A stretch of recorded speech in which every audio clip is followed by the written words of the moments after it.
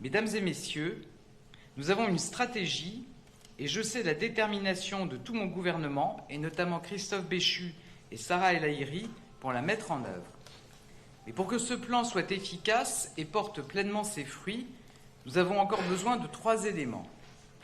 D'abord, des moyens à la hauteur des enjeux, et ils seront au rendez-vous.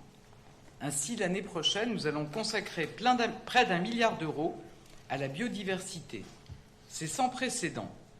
C'est le résultat d'une augmentation de plus de 250 millions d'euros des crédits consacrés à la biodiversité, mais aussi au plan eau, au fonds friche, au fonds renaturation, pérennisé au sein du fonds vert. Ensuite, nous devons nous appuyer sur les territoires.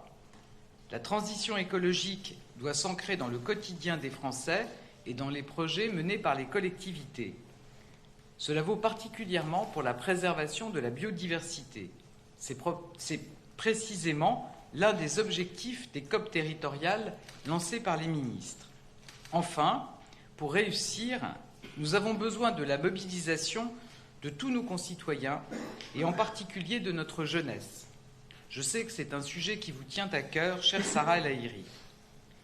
Notre jeunesse regorge d'idées et veut s'investir.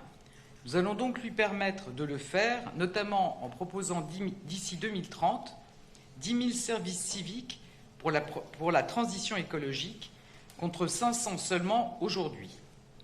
Nous pensons aussi que la conscience écologique naît dès l'école. Pour sensibiliser les plus jeunes, nous voulons donc ouvrir 20 000 aires éducatives d'ici 2030, contre 1 000 aujourd'hui. Mesdames et messieurs, l'effondrement du vivant est un péril grave. Nous sommes déterminés à agir pour l'éviter, déterminés à préserver des espèces et restaurer notre biodiversité.